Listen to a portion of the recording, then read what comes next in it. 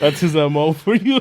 All right, and lastly, as far as kind of the news that we're going to be talking about here before the car launches, potential changes coming up for next season regarding, I guess, the weekend format, or actually coming up, and then it's really a test for 2022. Correct me if I'm wrong, guys, but from what I'm seeing and from what I've read, it'll be 3 races or 3 race weekends will be picked as trials. So Montreal, Monza, and Interlagos will be the trials for changing the weekend format. Yeah, which I'm kind of down for, to be honest with you, because we've been to races and the Friday it's like, do we really want to go? And then it gets exciting at the second half of the Saturday, which is the qualifying, and then Sunday is where it's good too, obviously. So let me ask you a question. Yeah.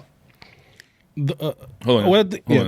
Even in attendance, you could see that. Like, for example, when you go to the Friday practice, the actual circuit is empty. Oh yeah, when we like go, there's a quarter of the people that show up for Saturday. Nobody's watching the practice. Exactly, really in the stands. I mean, we'll glue. But they are fun to go to on Friday as well, because you do all the activities they have there. Right, exactly. No, because nobody's there. Exactly. You get to figure out. and there's almost no lines. Just gave people like an insight thing. So the question that I ask both of you guys is this: what is the reason why we would want to change the qualifying format? To bring in more money. That's the reason that they would want to change it. As a fan, though, forget about as a not fan? them. I'm talking about you as a fan. Forget about them. They're gonna make money anyways. Can they make more money? Yeah, but I'm talking about as a fan. What would be the main reason? The main reason is to make it more unpredictable. Okay. Yours? Same thing, Ruben? I never even. I'll take it however it comes. Because remember, like, for example, we live in New York, so we don't have nothing nearby. The nearest one we have is Montreal.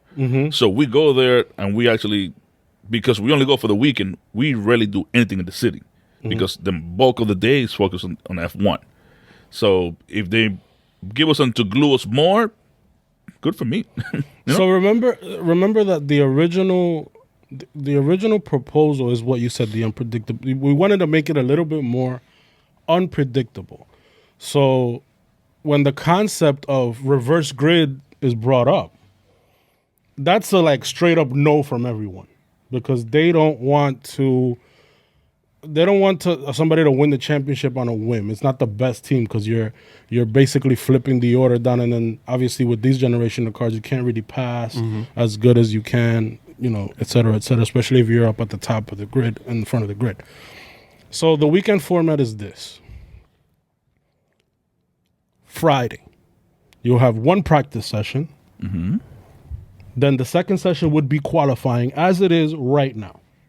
On Friday. Whoever wins qualifying, or whatever the qualifying result is, will be the grid for a sprint race. On Saturday. Sprint race on Saturday. Only the top 8 teams score points, and it's looking like, obviously, this is something that's going to be decided before the season if they're going to do this or trial it. They haven't made a decision yet. So you have the top 8 teams will score points, and it's going to be about half the points of the current, what they currently get at Grand Prix Sunday. Boom. The finishing results of that race will set the grid for the Grand Prix where you score main points. Now, do you think that would add more unpredictability, or is it going to be more of the same? It's going to be more of the same. Yeah. It's going to be more of the same. That's my point. It's stupid. That's my point. So more of the same. That's my point. So now, what are the pros of this format? It's literally just for commercial reasons for F1. Right. You get more of a crowd. Right. You get more TV. On a Friday, yep. But is it going to really... the reason why we as fans want to change the format is to introduce more unpredictability. And that's not going to do it. Yeah. I'm in agreement. We're just going to see more points for the top guys once again, and it's just going to be flying away with more. The only time you'll see maybe some unpredictability if you have a first lap incident in the sprint race and things go awry. But after that, definitely not. Tell me, if Mercedes is at the top of the grid, they're always going to qualify up in the front. They're going to win the sprint races, and they're going to win the Grand Prix. It's going to be the same thing.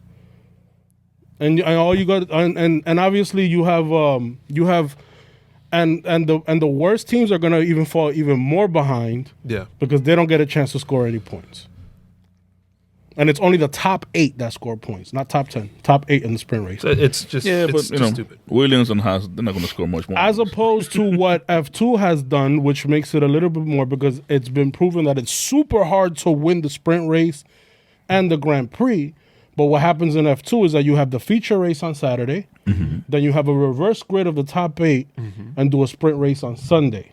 But the main piece has to be the Grand Prix, so you can't reverse it. And they don't want to do a reverse order because the teams will say no. Right. Because at the end of the day, what you're really struggling with is the fact that you have the teams at the top that are the teams that spend the most money. They have the most to win.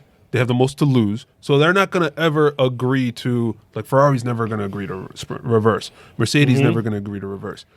Whoever else is at the top, Aston, whatever, they're never going to agree to it. So it doesn't make any sense. It doesn't make any sense to me. I think you have to add some kind of a different thing. Or you can, listen, I love it's Formula E. I know it's not something that's very exciting to most people. It was good last time. But last week. And the other idea would be to add Formula E does this. They have basically a 1-lap shootout. So you get they split it in groups, right? So and it goes in reverse championship order, right? So the top teams go last. You go in groups. You get 3 laps: warm up lap, qualifying lap, cool down lap. Boom. But the caveat to this is, as you have track evolution, those that have the advantage are the ones that are in last place, so they have a chance to qualify higher if they want to. I think that'll be dope. And if we get, a 1-lap shootout where you can just go balls out, softest tires, engine all the way up, that'll be super exciting. So pretty much let them have again those what is it called?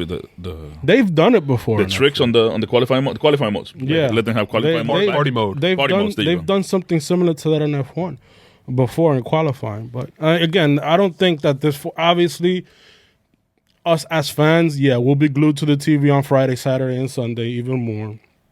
We'll have some action, but is it going to really change the of a race or even the results at the end of the season? Negative, bro. That's not going to happen. Hey guys, this is Wellington from the Jump to Start Racing crew.